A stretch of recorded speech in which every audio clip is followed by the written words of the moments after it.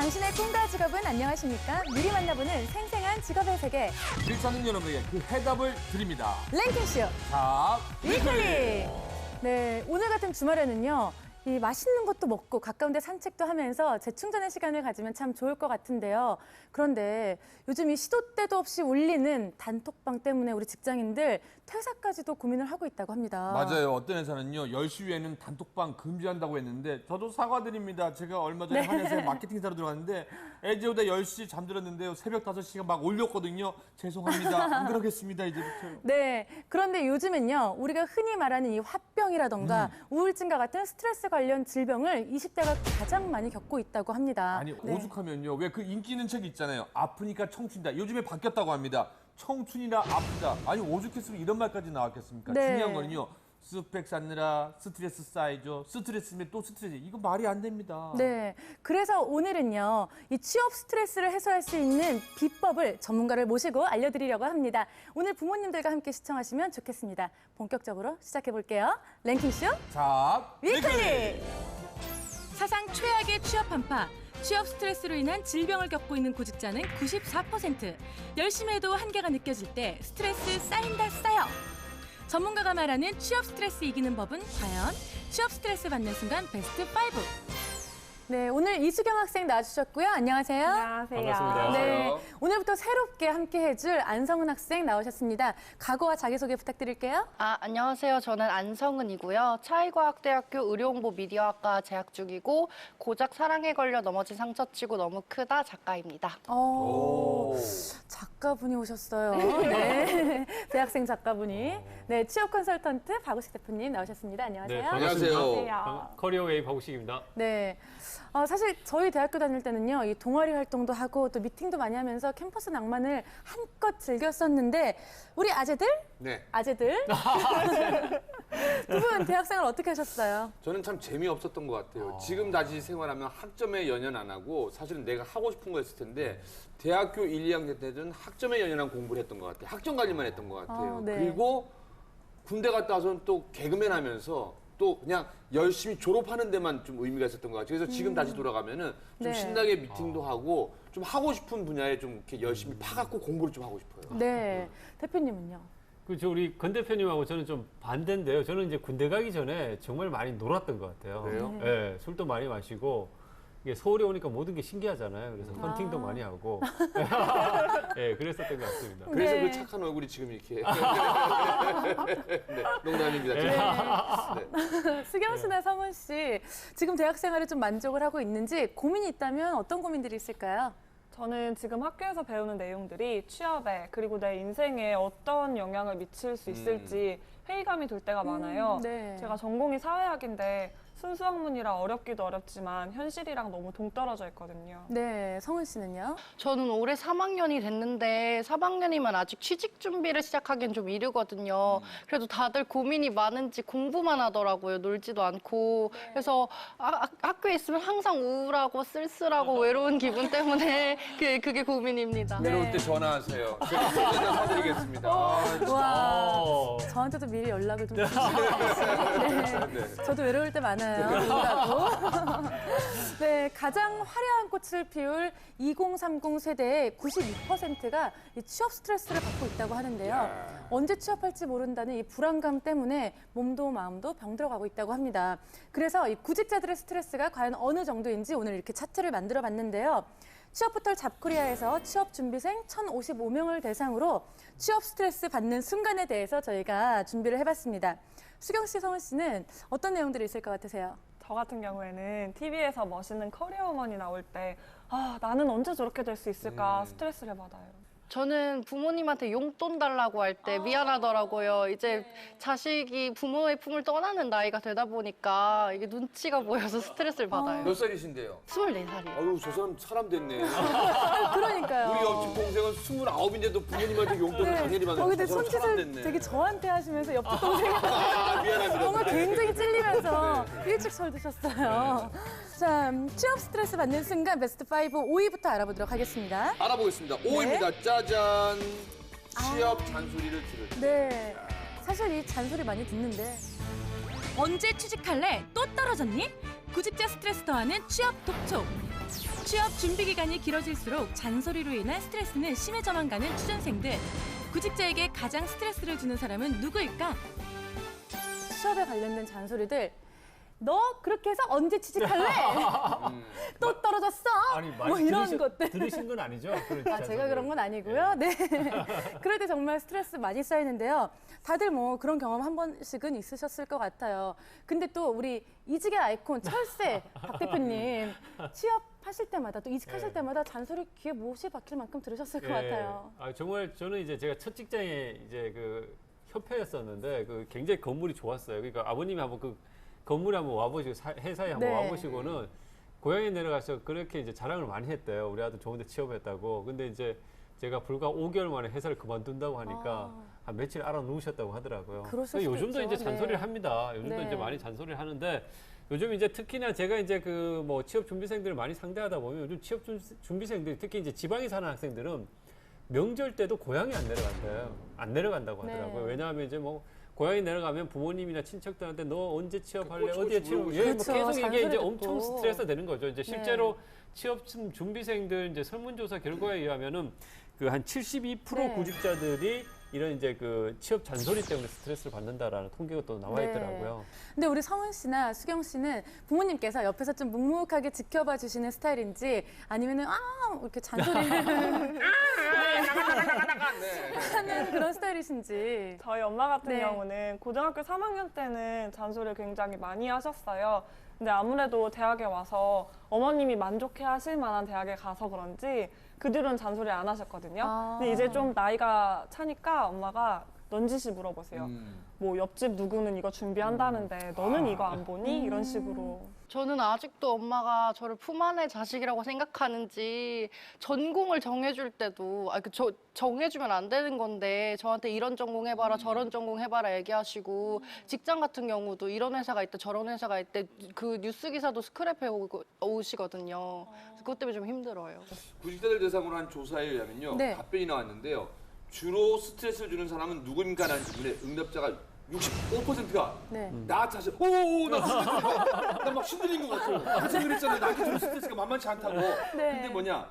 다음으로 부모님 또는 가족이라고 합니다. 아. 자꾸 떨어지면서 자신감도 없어지고 자신을 괴롭히게 되는데 그러지 마세요. 네. 왜냐면 괴롭힌다고 직장에 턱하니 붙는 게 아니까 아까 그랬잖아요. 제가요. 받는 스트레스를 갖고 스트레스보다는 자꾸 노력하셔야 됩니다. 네. 근데 사실 뭐 지금 본인이 받는 스트레스도 크지만 부모님과의 갈등에 대한 부분들도 좀 클 것 같은데 실제로 취준생들이 부모님과 갈등이 좀 있는 편인가요? 실제로 이제 취업 준비생들 이제 상담을 하다 보면 그게 이제 부모님 유형이 한 3가지로 좀 정리가 되는 것 같아요. 이제 네. 첫 번째 보면 이제 정말 자식을 믿고 좀 기다려주는 부모님 네. 이제 스타일도 좀 계시는 것 같고 아까 이제 성은 씨가 말씀하셨듯이 이제 좀 소극적으로 좀 개입을 하는 거죠. 이제 뭐, 네. 요즘 이런 회사 공고 떴던데 한번 지원해봐라. 뭐, 누구 집 아들은 어디에 취업했다더라. 이제 이런 식으로 은근히 네. 약간 좀 부담을 주는 그런 이제 부모님 스타일도 좀 계시는 것 같고요.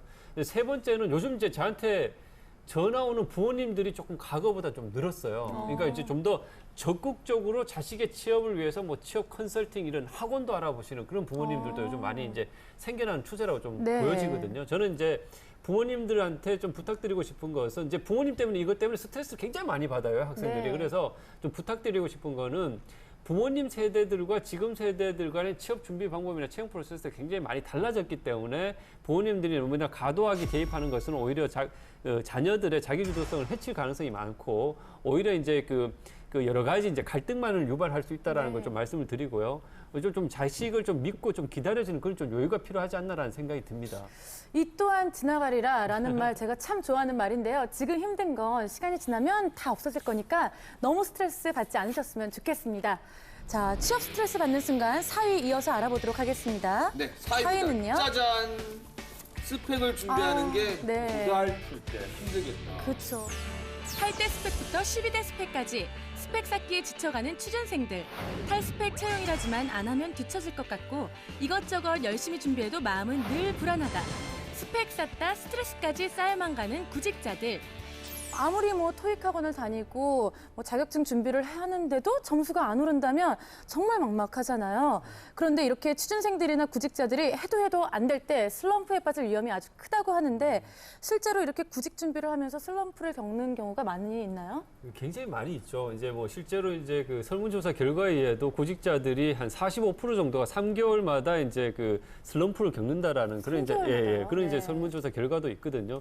제가 직접 이제 취업을 지도했었던 많은 학생들 같은 경우에도 정말 극단적으로는 이제 뭐 예를 들어서 면접에 한번 불합격하거나 서류에 좀 네. 불합격할 경우에는 아예 이제 구직 활동을 포기하고 잠수를 타는 학생들도 있어요. 그래서 이제 뭐 저는 정말 그러면은 이제 다시 취업 시장에 나왔을 때 정말 원점에서 다시 시작하려면 더 어려워지기 때문에 네. 절대 이 포기하지 말고 끈을 놓지 말라는 얘기를 꼭 네. 하는데 중간에 그렇게 이제 잠수 타는 경우도 굉장히 많이 있고요. 그 다음에는 이제 아예 취업을 버리고 다른 방향으로 방향을 트는 경우도 굉장히 많이 있어요. 네. 정말 뭐 대학원 진학을 갑자기 이제 그 생각을 한다든가 뭐 공무원 시험을 좀 알아본다든가 어떤 친구들 같은 경우는 갑자기 이제 여학생들 같은 일부 그런 예도 있는데 뭐 결혼을 준비하는 친구들도 갑자기 생겨나는 거고요.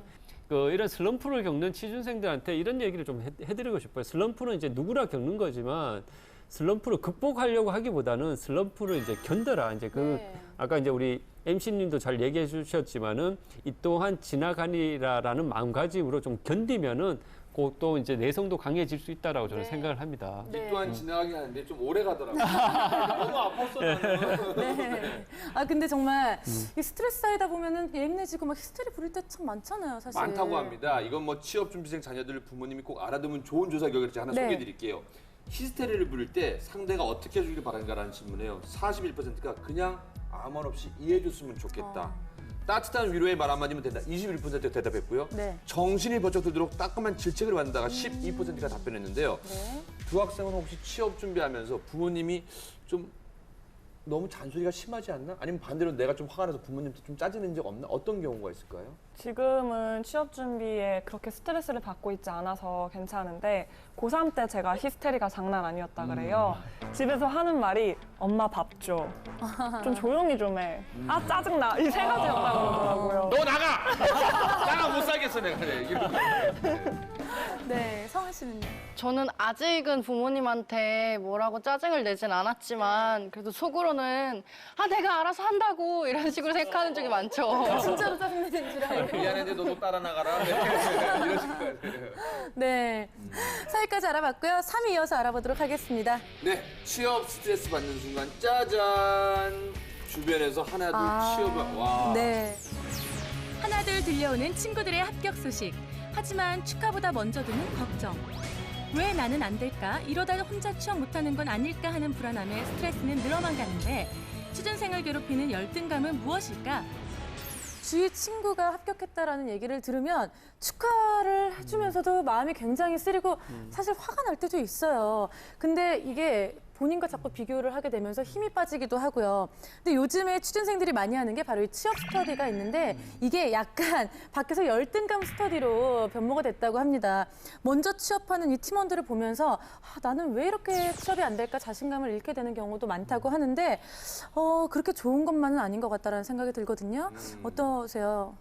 이게 사실은 누군가 비교하면은 사실 안 되는 게 저희가 이제 상담 코칭 심리를 또 가르치다 보면요. 근데 공부하는 학생들도 자꾸 누군가 비교를 해요.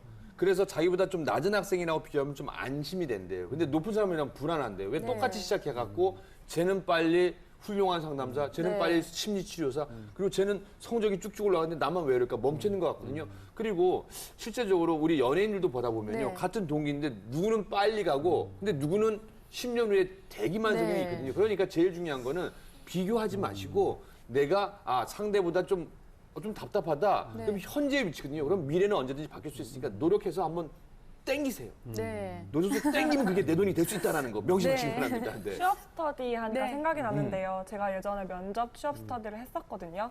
근데 거기에 저랑 동갑인데 그 친구는 토익 점수도 있고 중국어 점수도 있고 각종 자격증이 많더라고요. 근데 그 당시에 저는 정말 아무것도 없는 상태여서 그런 친구들 보면 열등감을 많이 느끼는 것 같아요. 그렇죠. 그래서 저는 이제 취업 스터디를 운영하실 때 이제 많은 학생들이 요즘 취업 스터디를 많이 네. 하는데 이제 이런 상황이 생기는 것은 뚜렷한 이제 목적을 갖지 않고 그냥 이제 장기적으로 취업 스터디를 운영하다 보니까 이런 이제 문제들이 네.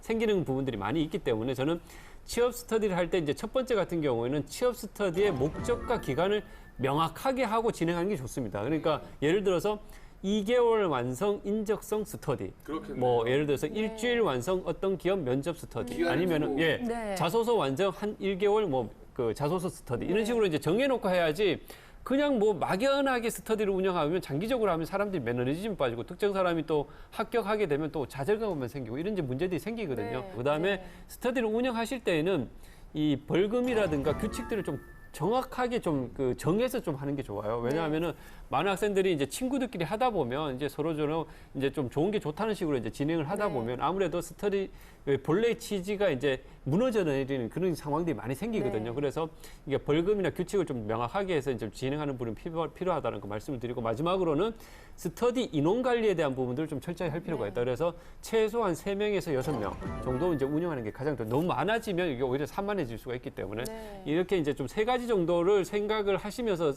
스터디를 운영하시면 좋은 결과를 얻지 않을까라는 생각이 듭니다. 그렇게 스터디가 끝나고 나면 이제 제대로 된 취업 컨설팅은 대표님께 가서 받으면 완벽한 마무리가 될 것 같은데요. 둘이 나누기로 했어요. 아니, 왜 자꾸 저쪽을 밀어주는 거예요? 왜 방송에서 네. 네, 지분 좀 넣을까요?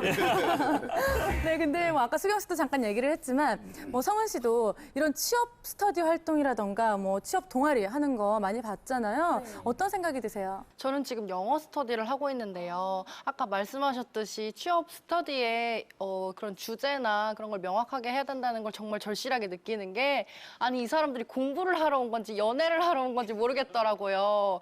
그 보다 보면은 보여요. 몰래 손잡고 있다던가 눈빛 교환을 한다던가 그런 게 조금 부럽긴 하지만 그래도 공부를 할 때에 약간 지장이 있으니까 그런 거는 좀 자제해줬으면 하는 마음이 있습니다. 하지만 네. 이 친구도 예전에 한번 그랬던 네, 저도 영어 속에서 한번 연애했었죠. 근데 아까 이제 스터디를 하고 있다고 말씀을 하셨는데 실제로 이제 같이 공부를 하던 친구가 합격을 하면 좀 더 열심히 하게 되거나 이런 생각도 드나요? 네, 맞아요. 이렇게 그 친구가 합격을 하고 나면 나 혼자 아직 그 실패자 모임에 약간 남겨져 있는 느낌이 들더라고요. 그래서 나도 얼른 취직을 해야겠다는 생각이 절실하게 들어요. 네, 정말 이 취업을 향한 라이벌들의 집합소 좀 무섭기도 한데요. 그래도 서로 도움되는 부분들은 분명히 있을 것 같다라는 생각이 듭니다. 자, 3위까지 알아봤고요. 2위 알아보도록 하겠습니다. 2위 취업 스트레스 받는 그 순간 짜잔. 면접에서 탈락했을 때 면접 탈락 후 후유증을 겪는 취준생 91%, 길게는 한 달 이상까지 탈락 후유증을 벗어나지 못한다는데 점점 자신감은 잃어만 가고 심지어 구직 포기까지. 취준생들 자책은 이제 그만. 사실 뭐 이번에는 꼭 합격을 할 거다라고 생각을 했는데 면접에서 또 떨어지게 되면 아, 그때 왜 내가 그런 실수를 했을까 뒤돌아서 후회를 하게 되는데 그때 계속 면접에서 내가 실수한 것들을 생각하면서 반복해서 자책을 하게 되는 후유증도 크다고 합니다. 한 설문조사에서 이 91%가 면접 탈락 후 자기 비하나 무력감, 심리적인 불안감, 불면증 등 후유증을 겪은 적이 있다고 답을 했는데 우리 성은 씨나 수경 씨도 그런 경험 있으세요? 저는 예전에 대외활동 면접을 본 경험이 있는데요.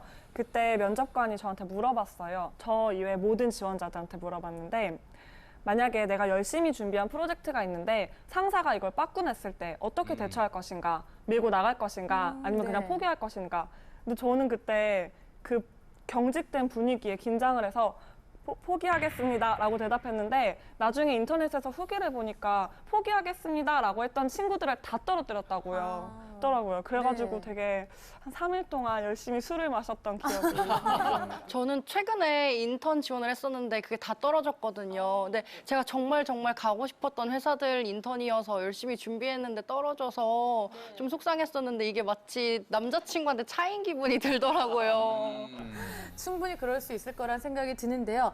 계속 불합격을 하다 보니까 결국에는 구직을 좀 포기한다거나 심리적으로 불안감을 느끼는 그런 취준생들이 좀 많이 있는 편인가요? 실제로 굉장히 많이 있고 정말 이제 자기가 노력을 많이 해서 정말 가고자 하는 기업의 최종 면접에서 불합격하면 그건 굉장히 오래가는 그 휴직이 굉장히 이제 네. 오래 간다고 이제 볼 수 있을 것 같은데요. 저는 이제 항상 이제 구직자들한테 얘기하는 것이 뭐냐면은 일단은 면접 준비 과정까지 자기의 모든 것을 바쳐가지고 최선을 다하되 그 결과는 이제 그다음엔 자기 손을 벗어난 거기 때문에 네. 이제 그건 이제 하늘에 맡겨야죠. 이제 뭐 자기가 거기서 이제 더 할 수 있는 부분들이 없기 때문에. 근데 여기서 이제 우리가 좀 한번 생각해 봐야 될 것은 만약에 면접의 기회가 왔는데 계속적으로 면접에서 불합격을 한다 네. 그러면 그 면접자가 무슨 태도라든가 답변 내용이 문제가 있다라고 좀 생각해 볼 수 있거든요. 그런 부분들이 이제 반복적으로 좀 생긴다고 하면 반드시 객관적으로 내 어떤 면접 태도라든가 답변 내용에 문제가 없는지를 한번 네. 돌이켜보는 그런 것들이 좀 필요하고 정말 뭔지 모르겠다고 하시는 분들은 저한테 연락 주세요. 제가 또 무료로 한번 상담을 해드리겠습니다. 네, 2위까지 알아봤는데요. 1위 이어서 바로 알아보도록 네, 하겠습니다. 짜잔 오늘의 일입니다. 네. 기약 없는 미래에 대한 불안감이 엄습할 네, 때. 정말 일맥상통한 얘기인데요. 구직 활동 중 강박적으로 채용 공고를 뒤적이는 구직자는 63.9%. 이러다 평생 취직 못하는 건 아닌지 미래에 대한 조바심으로 시간이 갈수록 스트레스만 늘어나는데 취준생들을 사로잡는 미래에 대한 불안감. 아무래도 정신적으로 굉장히 많이 힘들 텐데 실제로 취준생들이 겪는 고통 어느 정도나 될까요, 대표님?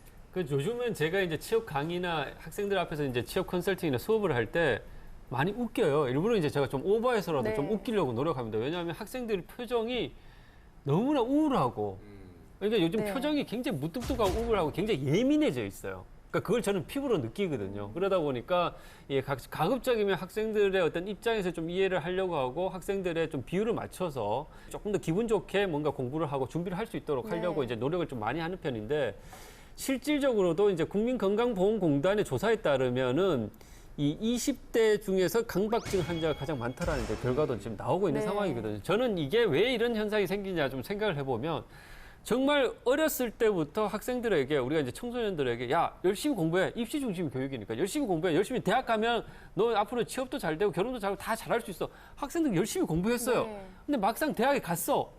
근데 대학에 간다고 해서 졸업해도 취업이 보장이 안 되는 시대가 되다 보니까 대학 1학년 때부터 스펙도 열심히 쌓았고 아 취업이 안 되니까 스펙 열심히 쌓았고 자격증 준비하고 열심히 했는데 막상 또 취업을 하려고 보니까 또 취업이 안 돼. 네. 이런 것이 반복이 되다 보니까 20대들의 어떤 이 강박증, 어떤 스트레스, 우울감 이런 것이 굉장히 좀 증가하고 있지 않나라는 네. 생각이 듭니다. 그래서요. 네. 요즘에는 뭐 메르스, 지카 바이러스보다도 위험한 거 알잖아요. 근데 네. 이 대입병이 더 무섭다라는 말도 생겼고요. 이 신입생을 벗자마자 네. 대학교 2학년 때부터는요. 취업을 준비하면서 취업 스트레스로 술, 담배 아. 등에 의존하면서 건강까지 해서 대입병이 제일 무섭다는 얘기를 하는데 또 경제적 네. 부담으로 이성 교제까지 포기하는 M4 세대의 출발점이 되고 있다는 게 안타깝습니다. 네. 요즘 M4 세대라고 지금 말씀하셨는데 M4 네. 세대에 대해서 어떻게 생각하세요? 저는 좀 안타깝죠. 결혼도 포기, 네. 자녀 낳는 것도 포기. 근데 네. 제 입장에서 아이를 키워보니까요. 사실 네. 인공수정해서 낳거든요. 아, 그러다 네. 보니까 정말 나의 또 다른 자아예요. 아이를 보면서 내가 맞다 어렸을 때 나도 어머 똑같네 이렇게 하는데 이거는 좀 뭔가 국가에서 좀 이렇게 환경적으로 지원을 해준다든지 네. 요즘 뭐 스위스, 네덜란드 뭐 얼마 최저 뭐 준비하는 뭐 그런 얘기도 있는데 그 정도까지는 아니래도 그래도 결혼을 포기하고 아이를 포기한다 이거는 국가 미래가 없어요. 네. 대표님 M4 세대에 대해서 어떻게 생각하세요? 그래서 우리 이제 방금 권 대표님 말씀하신 것에 좀 공감하는 게 정말 청소년들이 이렇게 사회에 나가기도 전에 좌절하고 포기하면 이게 국가의 나라의 미래가 저는 없다고 생각을 하거든요. 네. 그렇기 때문에 정말 이제 그 우리나라에서도 이제 이 대졸 취업이라든가 고졸 취업이라든가 이런 취업 문제, 이 청년들의 취업 문제 해결을 위해서 좀 더 적극적으로 나서야 될 필요가 있지 않나라는 생각이 들고 그래서 요즘 뭐 국가에서도 여러 가지 정책들을 이제 펼치고 있는데 저는 좀 가장 좀 시급하게 좀 해야 될 부분들이 뭐냐면 네. 좀 기업에서도 당분간은 이 청년들에 대한 청년들 취업 문제 해결을 위해서 좀 의무고용제나 이런 것도 좀 도입이 네. 됐으면 좀 좋겠고요. 그다음에 요즘 취업 준비생들 정말 아르바이트 해가면서 취업 준비 자금들 마련하고 있거든요. 네. 그러니까 취업 준비하는 그 기간만큼 뭔가 이렇게 취업 수당 같은 것도 좀 지급되는 그러니까 이런 좋은데요. 것들 이런 것들도 좀 한번 생각을 해보는 것도 좀 필요하지 않나라는 네. 생각이 듭니다. 그런데 우리 이제 학생들은 지금 3학년, 4학년이잖아요. 취업에 대한 스트레스를 받고 있어요, 지금?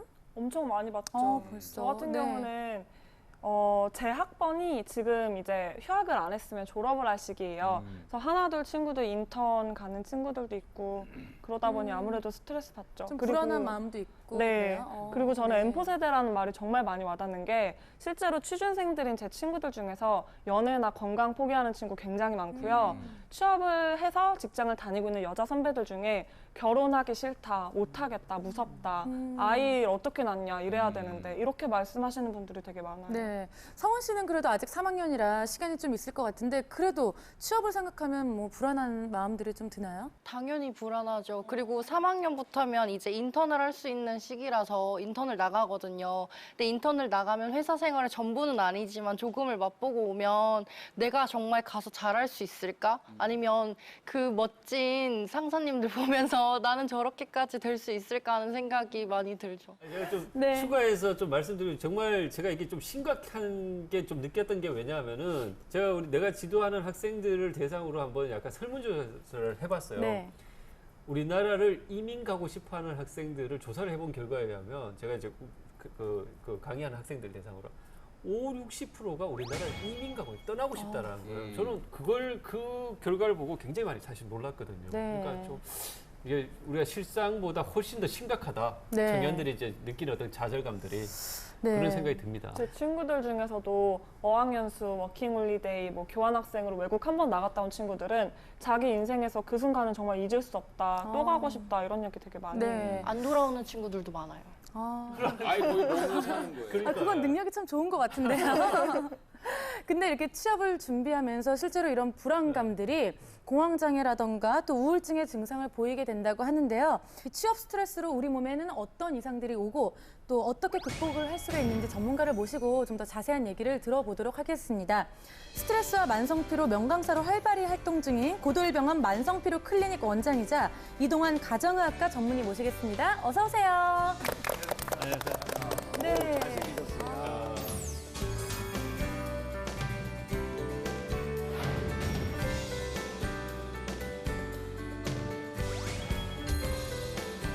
네, 이동환 원장님은요, 이 전문의 중에 최초로 한국강사협회 명강사로 선정이 되었고요. 10년 전부터 만성피로 연구회를 만들어서 스트레스와 또 만성피로 분야의 권위자이시면서 또 힐링 닥터로 정말 유명하신 분인데요. 요즘 정말 많이 바쁘실 것 같은데 어떠세요? 네, 예, 오늘도 저기 오기 전에 아침부터 지방 강의 2건 하고 오후에 또 한번 강의 들렸다 지금 바로 여기 도착했습니다. 아니, 원장님이신데 진료는 어떻게 진료 하시고? 제가 요즘에 의사반 강사반하며 살고 있습니다. 진료보다도 강사료가 짭짤합니다. 죄송합니다. 네. 네, 정말 바쁘신 와중에도 또 이렇게 좋은 자리에 함께 해주셔서 너무 감사드리고요. 네. 실제로 요즘 이 취준생들 스트레스 때문에 진료를 받으러 많이 오는 편인가요? 제가 이제 만성피로 스트레스 전문 클리닉에서 일한 지가 벌써 한 11년 됐습니다. 근데 초창기에는 주부님들 많이 오시고 이렇게 직장인들 많이 오셨는데 최근에 와서 점점 늘어나고 있습니다. 대학생들이 늘어나고 있고요. 네. 취준생들이 늘어나고 있는 것 같아요. 네. 확실하게. 그렇다면 제가 좀 가장 기본적인 질문부터 좀 해볼게요. 스트레스의 특징은 무엇이고 왜 생기는 걸까요? 원래 이제 의학적으로 스트레스라는 것 자체는 우리가 새로운 변화가 있을 때 거기에 적응하는 단계에서 문제가 생겼을 때 스트레스가 생긴다고 말을 하거든요. 근데 요즘에 취준생들이 갖고 있는 스트레스는 바로 자기가 원하는 이상과 현재 사이에 있는 그 갭, 그 차이점이 크기 때문에 그것 때문에 결국은 스트레스가 생기고 거기에 대한 적응하는 게 어려워지기 때문에 문제가 있는 것 같습니다. 네. 아니 저 같은 경우도 이제 재테크 강사로도 이제 좀 나름대로 바쁜데 중요한 거는 최근에 돈을 조금 넣었어요. 근데 영국의 브렉시트 문제 때문에 요것 때문에 잠을 못 잤어요. 뭐 되냐 안 되냐 그러다 보니까 갑자기 막 스트레스가 빡 올라오는 거예요. 이거 내 돈 날아가는 거 아니야 그러다 보니까 네. 잠이 안 와요. 그럼 이 스트레스와 피로감 네. 혹시 이게 또 관계는 있습니까? 아주 밀접한 관련이 그래요? 있죠. 네, 피로감 때문에 오시는 분들 중에 많은 부분들이 스트레스에 젖어 살고 있고요. 일단 스트레스를 받으면 생각이 복잡해지고 신경이 예민해지기 때문에 수면이 잘 안 됩니다. 그러니까요. 수면이 안 되면 당연히 피로감이 올 수밖에 없고요.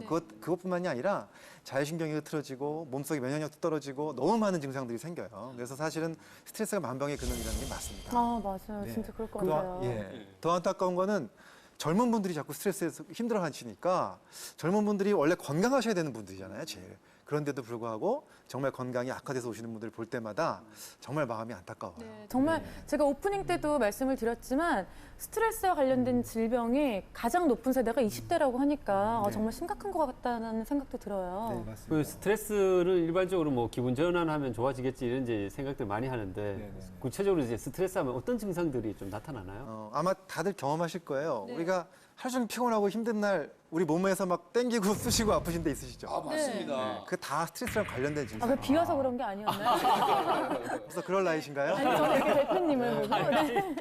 이게 원래 이게 근육 뭉침도 스트레스와 관련돼서 나타나고요. 그다음에 또 자율신경이라는 것이 스트레스에 따라서 움직이는 신경이 있어요. 조금 생소하실지도 모르겠는데 운동신경 이런 신경이 아닙니다. 예를 들어서 우리가 손가락 한번 움직여 보세요. 네. 이건 제 의지대로 움직일 수 있잖아요. 네. 이거는 운동신경이에요. 자, 자율신경은 이겁니다. 우리 다 같이 한번 심장을 네. 좀 빨리 뛰게 해보세요. 아, 근데 지금 장난치세요. 이걸 어떻게 예쁜 여자가 지나가야지 심장. 갑자기 심장 마비가. 바로 이렇게 우리 장기에서 마음대로 움직이는 신경을 우리가 자율신경이라고 얘기합니다. 이 자율신경은 의지랑 상관없이 내가 가지고 있는 감정에 따라서 움직이거든요.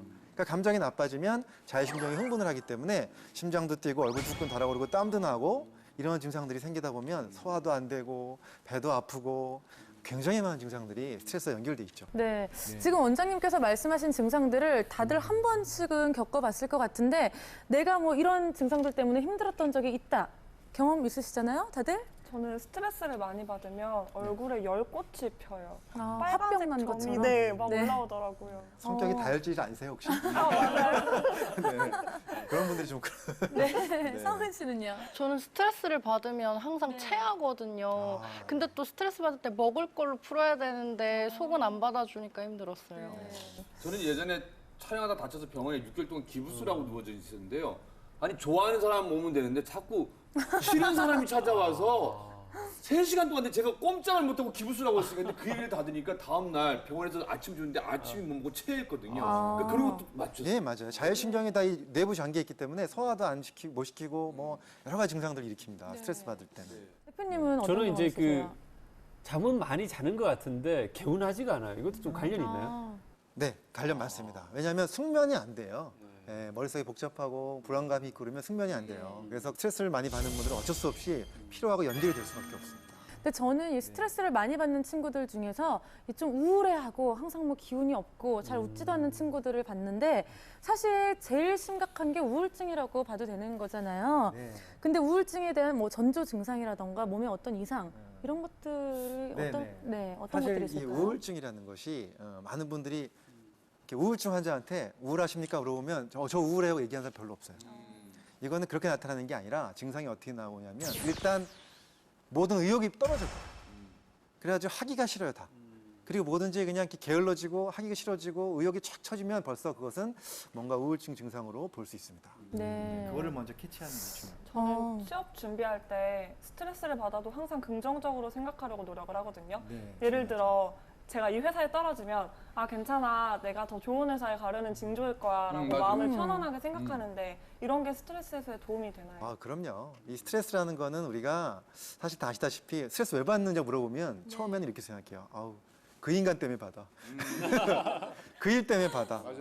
그런데 정말 가만히 따져보면 그 인간이 만들어서 직접 받는 게 아니라 그 인간 때문에 생긴 내 마음속의 감정. 그 일 때문에 생긴 내 마음속의 불안감. 이게 저를 괴롭히는 거거든요, 사실은. 뭔가 성당에 온 기분인데요. 그런데 그런 감정은 부정적인 사람이 있을수록 더 심해질 수밖에 없고 긍정적으로 마음을 먹으면 그런 감정이 줄어들기 때문에 확실히 차이가 있죠. 원장님께서는 이제 뭐 이런 우울증에 대한 전조 증상이나 모든 걸 너무 잘 알고 계시잖아요. 본인도 스트레스를 받을 때가 있잖아요. 아, 그럼요. 그럼 저도 스스로 뭐- 좀 캐치를 하시나요? 아, 그럼요. 저도 벌써 스트레스 받으면 어깨도 뭉치고 머리가 띵해지고 이런 거 느끼거든요. 네. 그러면 일단 조금 제가 다른 약속을 좀 이렇게 미루더라도 저 자신을 위해서 좀 쉬는 시간을 갖고 릴렉스하는 시간을 갖는 거 굉장히 중요합니다. 네. 네. 그럼 이건 뭐 개인적인 질문인데 혹시 환자 때문에 스트레스를 받아서 오는 환자를 상담하다가 네. 본인도 스트레스를 받는 경우도 있으세요? 아유, 사실 의사 선생님들이 대부분 다 환자와의 관계에서 스트레스 많이 받습니다, 사실은. 왜냐하면 하루 종일 이제 아픈 분들을 만나서 그분들을 공감해드려야 되고 그리고 또 이렇게 치료해드려야 되기 때문에 책임감도 있고 네. 굉장히 힘들죠. 특히나 저희 같이 이제 만성피로 스트레스 클리닉은 많이 힘든 분들이 오시기 때문에요. 상담하다 보면 이렇게 공감을 하다 보면 저도 마음이 네. 많이 이렇게 힘들어질 때가 많아요, 사실은. 네, 네. 그러니까 뭐 셀프 테스트가 가능하시잖아요. 네. 그럼 저희들도 자가 테스트할 수 있는 뭔가 방법이 네. 있을 것 같은데 좀 알려주세요. 제가 간단하게 문항 몇 가지로 한번 우리 한번 점수 매기는 걸 한번 해볼 건데요. 그러면 우리 다 같이 한번 얘기를 잘 듣고 본인이 몇 개나 해당이 되는지 한번 체크를 해볼게요. 일단은 우리가 스트레스 때문에 우리 몸에 여러 가지 증상들이 생기는데 그 증상들을 체크함으로써 내가 지금까지 얼마나 스트레스를 받고 살아왔고 내 몸이 얼마나 스트레스에 젖어 있는지를 간접적으로 알 수 있는 테스트입니다. 문항은 12문항이고요. 각 문항마다 점수를 0점, 1점, 2점 중에 선택을 하면 됩니다. 0점은 거의 없는 거예요. 1년에 한두 번밖에 없다. 그럼 0점. 그다음에 가끔 있는 건 1점인데 그거는 뭐 한 달에 한 번, 두 달에 한 번 이 정도 일어나는 거 보시고요. 자주는 한 달에 2번 이상 일어났을 때 2점을 체크하시면 됩니다. 그래서 제가 하나씩 좀 불러드릴 건데요. 첫 번째, 스트레스 상황을 얼마나 자주 경험하십니까? 자, 0, 1, 2 중에 한번 택해보세요. 이게 스트레스 상황이라는 것이 아주 심한 스트레스, 하루 종일 받는 스트레스. 그런 날이 1년에 한두 번밖에 없는지 아니면 한 달에도 여러 번씩 나타나는지 한번 체크해 보시고요. 이렇게 연필로 적어 보시면 되겠고요. 두 번째, 특별한 이유 없는 피로. 이것도 쉬어서 풀리는 피로가 아니라요. 정말 너무 이유 없이 풀리지 않는 피로. 이런 피로가 얼마나 있는지 0, 1, 2 중에 선택하시고요. 점수. 자, 세 번째, 불면증이다. 잠을 쉽게 들지 못하거나 자꾸 깨거나 그래서 잠을 제대로 못 자는 경우가 얼마나 자주 있는지 체크하시고요. 네 번째가 불안, 우울, 분노와 같은 부정적 감정인데요. 이것도 잠깐 있는 게 아니라 하루 종일 이런 감정으로 힘들었던 날이 얼마나 있는지 체크해 주시고, 다섯 번째가 바로 성욕 감퇴예요. 이게요, 사실 스트레스 호르몬이 그 성 호르몬하고 원료가 같아요. 원료가. 그러다 보니까 스트레스를 많이 받으면 성 호르몬으로 갈 그 원료들이 다 이쪽으로 빠져나가요. 스트레스 호르몬으로. 그래서 성욕 감퇴가 일어나기도 하고 여성분들은 생리불순이 일어나기도 해요. 그런 증상이 있는 분들 체크하셔야 되고요. 여섯 번째가 바로 체중이 늘어나는 겁니다. 스트레스 받으면 체중이 늘어나는 분이 있고 빠지는 분이 있어요. 일단 늘어나는 분들 체크해 주시고, 일곱 번째가 반대로 체중이 빠지는 겁니다. 스트레스 받아서 체중이 빠진다. 이거 체크해 주시고요. 여덟 번째가 바로 단계 땡기는 거예요. 밀가루 음식이나 단 거, 빵 같은 거 이런 거 땡기는 분들 스트레스 호르몬하고 관련이 있습니다. 이것도 0, 1, 2 중에 체크하시고, 아홉 번째가 기억력 장애, 집중력 장애입니다. 이것도 심한 경우는 아주 이것 때문에 병원에 찾아오시는 분도 있어요. 업무가 안 돼서 스트레스 때문에. 그다음 열 번째가 아까 말씀드린 어깨 쑤시고 머리 아프고 근육 땡기는 거 있죠. 이런 증상이 아주 심하신 분들은 2점, 거의 없으면 0점 주시고요. 11번째가 장에 가스 차고 신물 넘어오고 트름 나고 소화 안 되는 거. 이것도 스트레스랑 관련된 증상이니까 이것도 0, 1, 2 중에 체크해 주시고, 12번째가 감기나 몸살이 자주 걸리느냐. 그래서 바이러스성 질환 이런 것들이 자주 걸리면 1년에 뭐 한두 번밖에 안 걸리면 0점. 자주 걸리면 2점. 이렇게 해서 한번 점수를 한번 다 한번 12문항을 더 해보세요. 저는 3점 나왔어요. 3점. 네. 소화 장애가 소화장애가 왜냐면 있고. 아까 성은 씨처럼 성은 학생처럼 저도 스트레스 받을 때 좀 매운 거 많이 먹거든요. 네. 그러고 나면 배가 막 아파서 또 화장실 가게 되고 이런 경우들이 있어서 저는 네. 좀 긍정적이어서 그런지 2점밖에 안 나왔는데 제가 근데 또 걱정이 되는 게 딱 하나예요. 갑자기 성욕이 감퇴되는 것을 느껴본 적이 있다. 왜냐면은 자꾸 아내가 잔소리하니까 무서워요. 자꾸 막 피하게 돼요. 이것만 보면 굉장히 긍정적이거든요. 많이 타실 것 같아요. 네. 뭐 몇 점 나오셨어요? 저는 한 5점 정도 되는 것 안 같습니다. 그러실 예. 것 네, 같았는데 좀 많이 나왔네요, 다른 분보다. 네. 그다음에 우리 저 학생분들은 몇 점 나왔어요? 전 8점이 나왔는데요. 8점이요? 아, 이게 지금 대학 4학년의 현실인가요? 네. 네. 제가 최고점이네. 저 11점 나왔거든요. 축하드립니다. 높다고 좋은지 지금 여기 앉아 계신 분들이 제가 보기에는 전체적으로 좀 좋으세요. 저희가 이걸 실제로 스트레스 많이 받는 일반인들인 경우에는요, 15점 이상 나오는 분들도 굉장히 많고요, 20점 이상 나오는 분들도 있어요. 그 정도로 스트레스 때문에 몸이 이렇게 많이 증상들을 가지고 있는 분들이 상당히 많이 있습니다. 5점 이하면 그래도 우리가 굉장히 좋다고 보고 있고요. 10점 이하인 경우도 나쁘진 않습니다. 조금 조심하셔야 되는 단계고, 11점 이상이면 조금 관리를 하셔야 된다. 제가 이렇게 판단하고 있습니다. 선생님, 그 모든 사람은 불안을 갖고 있는데 오히려 적당한 불안은 나를 좀 자기 개발할 수 있고, 또 어떨 때 보면은 나를 또 게으른 거를 좀 이렇게 뭔가 채찍질해서 나를 발전하게 할 수 있는 뭔가 도구가 될 수 있는데, 혹시 의학적으로는 그러한 불안감이 좀 어떻게 나를 좀 이렇게 발전하게 할 수 있는 게 뭐 그렇게 좀 나와 있는 내용이 있습니까? 그럼요. 당연히 이 스트레스는 좋은 스트레스가 있고 나쁜 스트레스가 있습니다. 네, 우리가 좋은 스트레스를 다 아시다시피 유스트레스라고 부르고요, 나쁜 스트레스를 디스트레스라고 부르는데, 우리가 보통 얘기하는 건 다 디스트레스를 얘기하는 거죠. 근데 좋은 스트레스 중에서도요, 자기가 어떻게 그 스트레스를 바라보고 적응하느냐에 따라서 어떻게 보면 객관적으로 보면 나쁜 것 같기도 해요. 왜냐하면 바쁘고 힘든 거니까. 그렇지만 그것을 내가 어떻게 바라보느냐에 따라서 자기의 발전의 도구로 삼을 수 있는 그런 스트레스들이 존재하고 있습니다. 근데 이제 우리가 약도 많이 먹으면 이제 내성이 생긴다고 하잖아요. 그렇죠. 이제 우리가 스트레스도 이제 많이 받으면 내성이 생겨갖고 몸이 이렇게 그 스트레스 상황을 잘 인지 못하는 그런 상황도 생길 수 있나요? 네, 물론 이제 어떤 경우가 있냐면요. 스트레스를 받으면은 이 부신이라는 곳에서, 예, 부신이라는 곳에서 호르몬이 나오죠. 부신이라는 거는 콩팥 바로 위에 있는 그 조그만 기관이 있습니다. 근데 거기서 부신 호르몬이 나오는데 이 호르몬은 원래 정상적으로 아침에 나왔다가 저녁에 떨어져서 이 호르몬이 꼭 나와야만 우리가 정상적으로 잘 살아갈 수가 있습니다. 근데 이게 참 신기한 게요. 정상보다 좀 많이 나와도 힘들고요. 적게 나와도 몸이 힘들어져요. 예. 스트레스를 받으면 이 호르몬이 많이 나오잖아요. 많이 나오면 사람들이 막 긴장을 하게 되고 근육이 굳고 이러면서 굉장히 피로감이 와요. 근데 이런 상태가 만성적으로 좀 아까 말씀하신 것처럼 오래되다 보면 어떤 일이 벌어지느냐. 이 부신에서 호르몬을 쥐어짜다가 나중에는 더 이상 안 나온 상태까지. 그러니까 완전히 안 나오지 않더라도 이렇게 줄어들게 되거든요. 그렇게 되면 부신 기능이 약해지면서 정말 극심한 만성 피로가 오고 스트레스가 와도 그것을 이길 수 있는 능력들이 굉장히 떨어지는 상태가 옵니다. 이런 상태를 우리가 부신 피로증이라고 얘기를 하는데요. 예, 굉장히 그 만성 피로와 스트레스가 연관되어 있는 아주 중요한 그러한 부분입니다. 아주. 근데 사실 이 스트레스 많이 받으면 건강이 안 좋다라는 건 당연한 건데 이게 정말 뭐 수면까지도 연결이 될까요? 한번 여쭤볼게요. 우리나라에서 가장 그 사망률 1위인 병이 뭡니까? 암이에요. 자, 두 번째가 뇌졸중이고 세 번째가 심장 질환이에요. 자, 이 세 가지 중에서 어느 거 하나 스트레스와 관련되지 않은 병이 있나요? 네. 듣고 보니까 그렇네. 그렇죠. 물론 암의 원인이 뭐 다른 것도 있지만 스트레스 때문에 면역력이 약해지는 분일수록 암에 걸릴 확률이 훨씬 높아지는 거고요. 그다음에 혈관 질환도 마찬가지예요. 스트레스 많이 받는 분들이 혈관이 더 빨리 망가지고 그렇기 때문에 당연히 스트레스가 많은 사람일수록 병이 잘 걸리기 때문에 문제가 생기죠. 네. 정말 아까 스트레스 지수 굉장히 높게 나왔는데 이 중에서 가장 어린 두 분 빨리 스트레스를 좀 해소를 해야 될 것 같다라는 생각이 들어요. 근데 이런 스트레스라던가 만성 피로를 좀 어떻게 풀면 좋을까요? 바로 이제 그런 이유가 질병도 아니면서 완전히 건강하지도 못한 중간에 있는 분들이 있어요. 다 그런 분들이 굉장히 많은데요. 이런 분들의 원인은 바로 세포 기능 저하예요. 그러니까 세포 기능이 굉장히 약해져 있는 거거든요, 사실. 그래서 이 세포 기능이 약해진 이유는 바로 우리가 평상시에 스트레스 관리도 안 돼서 그렇지만 음식 상태가 안 좋거나 수면 상태가 안 좋거나 환경 도소 때문에 그래요. 그래서 그런 분들한테 제가 꼭 강조드리고 싶은 거는 음식을 좀 관리를 잘 하셔야 된다.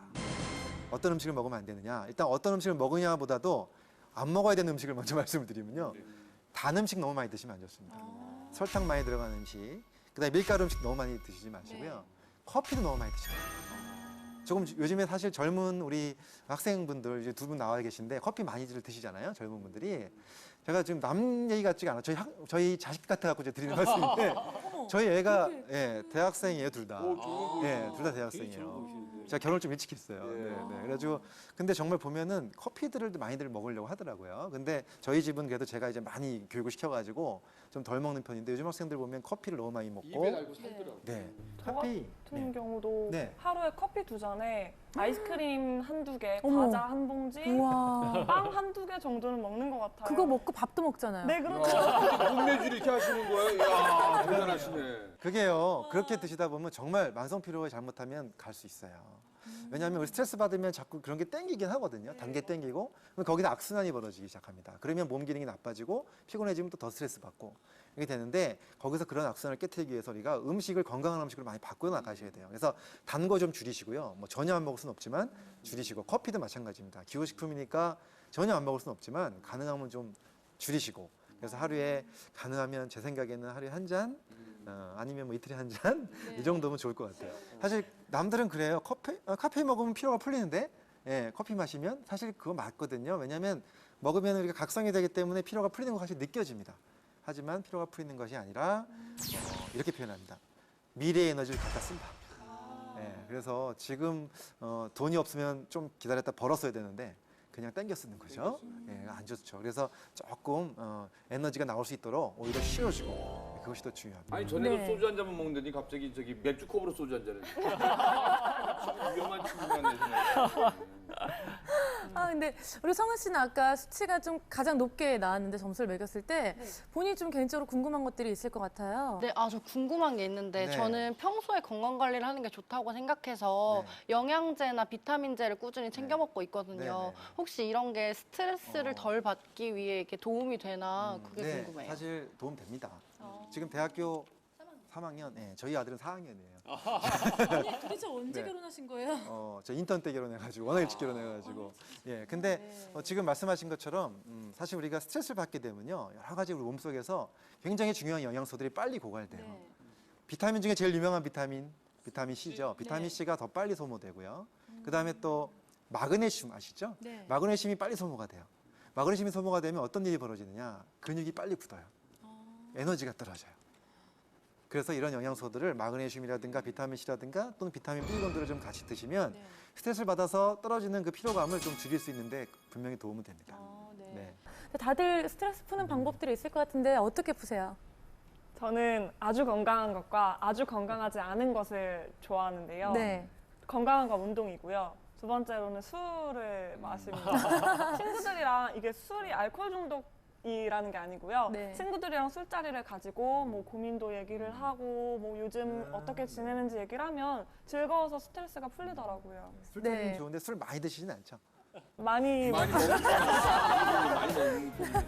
지금 알코올 센터장 저번에 오셨는데 한번 같이 보낼 뻔했어요. 네, 성은 씨는요? 저는 노래방 가는 걸 좋아해서 항상 스트레스 받으면 혼자 노래방 가서 신나게 놀거든요. 아니면 좀 돈이 없는 날은 그냥 아이스크림을 몽땅 사서 집에서 그거 까먹으면서 스트레스 푸는 편이에요.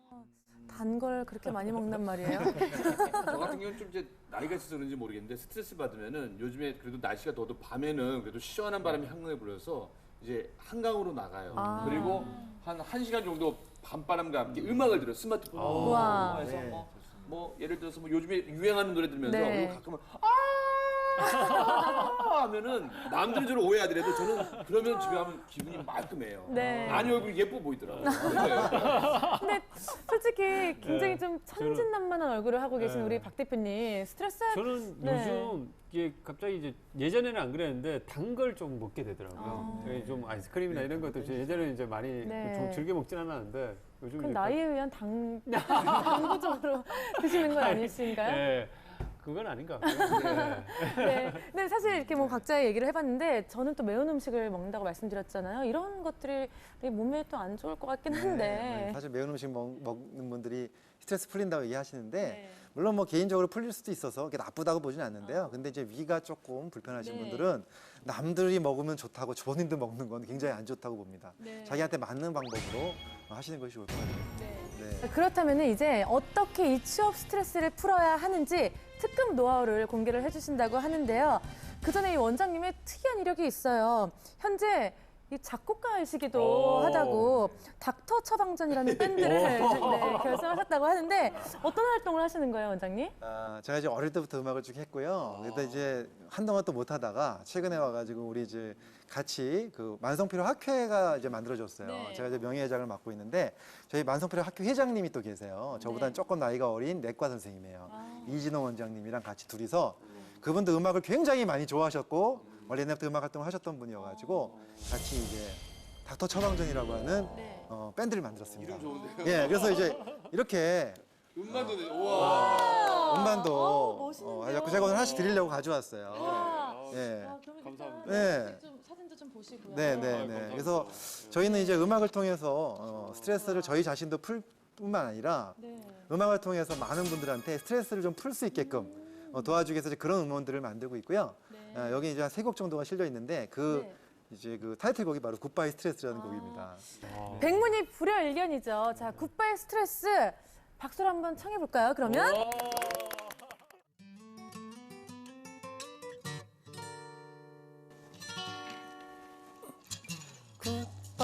굿바이 사라져가네 항상 내 어깨를 누르는 무거움 굿바이 멀어져갔네 내 앞을 가로막고 있던 어두움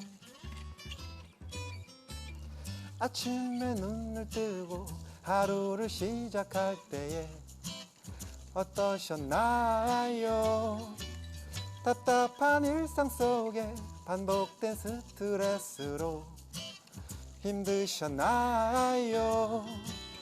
난 알았어요. 힘들게 한 건 그 사람 그 일도 모두 아니죠. 날 괴롭힌 건 내 마음속에 있는 내 느낌 바로 그거죠. 굿바이 굿바이 사라져가네 항상 내 어깨를 누르는 무거움. 굿바이 굿바이 멀어져갔네 내 앞을 가로막고 있던 어두움. 네, 여기까지만 하겠습니다. 와, 노래도 진짜 잘하시고. 네. 노래 듣고 깜짝 놀란 게요. 웬만한 실력이 아니시다라는 거. 네. 그리고 또 한 가지는 여기 CD에 보니까요.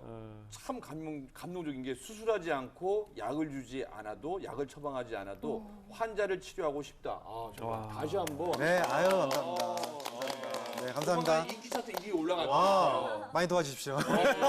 진짜 음악 처방전이라는 생각이 드는데 이 노래 어떻게 만드셨고 또 가사가 주는 메시지가 있을 것 같아요, 원장님. 네, 원래는 제가 이 노래를 만들기 전에 제가 쓴 책 제목이 굿바이 스트레스였어요. 근데 그 책을 내고 나서 같이 음악하는 우리 이진호 원장이 저를 딱 보더니 저한테 원장님 그 노래 제목 같은데요? 느낌이? 그 얘기를 딱 듣자마자 노래를 만들었는데요. 아까 제가 말씀드린 것처럼 우리를 괴롭히는 게 그 인간이 아니고 그 일이 아니고 결국은 내 마음입니다. 이걸 담은 노래예요. 그래서 보면은 이런 가사가 여기 있습니다. 나를 괴롭히는 건 그 사람도 그 일도 아니고 결국은 내 마음속에 있는 나의 감정이 나를 힘들게 하고 있다. 우리는 그것을 바꿀 수 있다. 이런 메시지를 담았습니다. 네. 근데 노래를 들어보니까 이 원장님 목소리도 또 굉장히 좋으세요. 뭔가 이렇게 청량한 느낌이 들면서 세상의 고민이 싹 사라지는 것 같은데 그런데 이 원장님의 또 다른 노하우가 있다고 하죠. 30초 만에 스트레스를 극복을 할 수가 있다고요? 30초 만에 스트레스를 극복한다. 네. 물론 이제 모든 걸 다 할 수는 없겠지만 네. 우리가 스트레스를 많이 받으면은 많이 뭉치는 근육들이 있습니다. 그 중에 가장 많이 뭉치는 근육이 다들 아시다시피 어깨죠. 이 근육 승모근입니다. 네. 이 승모근이 뭉치면 우리가 전체적으로 피곤해지거든요. 그리고 여기가 뭉치면 더 예민해지고. 그래서 이것을 쉽게 푸는 노하우를 하나 제가 알려드리려고 합니다. 그러면 박 대표님께서 좀 기타를 옆에 박아주시고 네. 기타를 조금만 내려놓고요. 여기다 내려놓고요. 제가 앉아 있으면 되나요? 네, 한번 간단하게 한번 보여드릴게요. 일단 예, 영광입니다. 자, 여기 부위 있죠? 가장 많이 뭉친 부위. 이 부위를 뒤에서 이렇게 승모근을 잡습니다. 다른 사람이 좀 도움이 필요하고. 네, 도움이 필요합니다. 일단은 처음에는 이렇게 하고 제가 혼자 하는 방법도 알려드릴 건데요. 이렇게 잡습니다. 그 상태에서 왼쪽까지 잡았고 두 손으로 세게 잡아줍니다. 이 상태에서 잡은 상태에서 저는 잡고 있을 테니까 본인은 이 손을 이용해서요. 턱을 잡고 가볍게 고개를 돌리시면서 고개를 숙여보세요, 이쪽으로. 자, 한번 해볼게요. 다시 한번. 제가 한번 잡은 다음에 시작하세요. 자, 잡았습니다. 고개 돌려보세요, 천천히. 숙여보세요. 자, 어떠세요? 어깨 힘 빼시고. 자, 어떠세요? 많이 당기는 느낌 나시죠? 자, 이런 식으로 해서 30초 동안 유지하는 겁니다. 30초 동안 유지. 자, 30초 이렇게 유지하면 근육이 쫙 풀리면서 피로와 스트레스가 줄어드는 효과를 볼 수가 있고요. 자, 혼자서 하는 방법은요. 책상에 앉으셔가지고 하실 수 있습니다. 이렇게 앉으셔가지고요. 앉으셔서 이렇게 앉으셔서 이렇게 자기 손으로 자기 반대쪽 승모근 앞부분을 뒤로 밀면서 뒤로 팔걸이를 거치시면 더 좋아요. 다가 걸치고 뒤로 밀면서 고개를 반대로 돌립니다. 오, 굉장히 땡기네. 땡긴 느낌 오세요? 시원해요. 네. 지금 여기를 누르셔야 될 것 같아요. 거기가 아니라 여기. 줄 잘 잡아보세요. 이렇게 하면은 얘가 쭉 당기면서 시원한 느낌 나시니까 이런 식으로 해서 양쪽으로 해가지고 네. 30초 정도. 세상에. 이런 와. 방법을. 혼자 했을 때도 이 정도로 시원한데 대표님 얼마나 시원하셨을 거예요. 받으셨으니까. 온몸이 쫙 풀리는 느낌이 드는데요. 진짜 뭔가 효과가 바로 느껴지시나요? 굉장히 좀 몸이 좀 개운해지는 느낌이 바로 드네요. 근데 제일 중요한 게는 요즘에 스트레스 받다 보면은 밤잠도 왱 목이 맞아요. 날라들죠. 무더위 때 이럴 네. 때 스트레스 좀 해소해서 잘 자는 방법 없을까요? 네, 사실 일단은 아까도 말씀드렸지만 카페인을 너무 많이 잡수시면 숙면에 방해가 되기 때문에 네. 좀 줄이시고요. 특히나 뭐 전혀 안 드실 수는 없지만 드시더라도 가능하면 늦은 오후나 저녁 시간에 좀 피하시는 게 제일 좋고요. 네. 그다음에 주무시기 전에 몸과 마음을 릴렉스하는 시간을 갖고 나서 수면에 취하시면 훨씬 더 깊은 수면에 들어갈 수가 있습니다. 네. 그래서 이제 스트레칭, 그다음에 심호흡하고 편안하게 릴렉스하는 시간들을 한 10분 정도 꼭 갖고 나서 수면에 들어가시는 게 굉장히 중요합니다. 네. 그리고 요즘에 또 날이 길잖아요. 그래서 아침에 조금만 새벽 되면 좀 더 자고 싶은데 이렇게 밝아지죠. 네. 그래서 정말 중요한 게요. 안대나 아니면 이렇게 커튼 같은 거 그런 거 활용하셔도 수면에 아주 도움이 됩니다. 저 오늘 이렇게 원장님 모시고 얘기 나누다 보니까 스트레스란 단어가 어디 갔나 싶을 만큼 좀 힐링이 되는 것 같은데요. 자, 마지막으로 스트레스 때문에 좀 힘들어하고 있는 취준생이나 구직자들에게 한 말씀 부탁드릴게요. 네. 이 얘기 저희 이제 아이한테도 하는 얘기고 꼭 드리는 얘기인데요. 우리가 스트레스를 받는 이유 중에 이유가 있습니다. 남들이 나를 어떻게 평가할까? 이게 굉장히 우리를 괴롭히는 스트레스거든요. 근데 거기서 벗어나는 순간이 굉장히 많이 가벼워집니다. 남들은 큰 기업에 들어가는데 나는 조그만 데 시험 보기 싫어. 이런 생각들 많이 갖고 있거든요. 근데 저는 그렇게 생각하지 않습니다. 어차피 자기 인생은 어디서든 간에 자기가 열심히 함으로써 행복을 찾을 수 있다고 보고요. 자기가 남들 이목 너무 신경 쓰지 말고 자기가 자기를 찾는 것, 자기 자신을 찾는 것이 가장 중요한 스트레스를 관리하는 방법이라고 생각합니다. 네, 감사합니다, 원장님. 오늘 바쁘신 시간 내주셔서 정말 감사드립니다. 네, 감사합니다. 네, 감사합니다. 감사합니다. 네. 네, 오늘 참 좋은 얘기 많이 들었는데요. 성은 씨랑 수경 씨 함께한 소감 어떠셨어요? 취업이 인생에서 중요한 것 중에 하나지만 가장 중요한 건 아니잖아요. 앞으로는 행복이랑 건강을 위해 더 신경을 써야겠다고 느꼈습니다. 네, 성은 씨는요? 저도 비슷한 생각을 했었는데요. 건강하지 못하면 취직해서 돈을 벌어서 어떻게 쓰겠습니까? 다 병원비로 들겠죠. 그래서 건강부터 먼저 챙기는 게 좋겠다는 생각을 했어요. 할머니가 많이 하던 얘기. 대단하십니다. 네, 대단하십니다. 네. 네, 이쯤 되면 나오는 게 있죠. 랭킹쇼 자비클릭 공식 질문입니다. 나에게 스트레스란? 저는 변기가 막히는 것과 같다고 생각하는데요. 빨리 뚫어놓으면 조금 더 편해질 수 있잖아요. 그래서 스트레스를 빨리 해결해야겠다는 생각을 했습니다. 네, 수경 씨는요? 더럽네요. 네. 저는 행복을 위해 참고 인내해야 하는 것이라고 생각합니다. 네, 권영찬 씨는요? 나에게 스트레스란 내가 두려워하고 멀리하려면은 나를 또 쫓아오고 내가 친하려고 하면 나를 발전하는 계기로 만드는 녀석이다. 그 녀석 참 나쁘네요. 네. 대표님에게 스트레스란? 우리 권 대표님하고 비슷한 얘기일 수 있는데 마음먹기에 따라서 달라지는 네. 게 아닌가라는 생각이 듭니다. 네. 영국의 한 대학교 연구팀의 조사 결과에 따르면요. 이 스트레스 해소법 5위는 바로 게임이고 4위는 산책, 3위는 커피, 2위는 음악 감상이고 1위가 바로 이 독서라고 합니다. 하루에 6분 정도 독서를 하면 스트레스가 68% 감소한다고 하는데요. 그 이유가 바로 이 현실에 있는 걱정과 고민을 작가가 만들어 놓은 그 공간에서 이 상상을 하면서 해소를 할 수가 있기 때문이라고 하는데요. 이번 주말에 여러분들 좋은 것만 상상하시면서 한 템포 쉬어가는 시간 되셨으면 좋겠습니다. 랭킹쇼 자비클릭 못 보신 분들은요. 유튜브에서 다시 보실 수 있습니다. 저희는 오늘 이 시간 마치도록 하겠습니다. 고맙습니다. 감사합니다.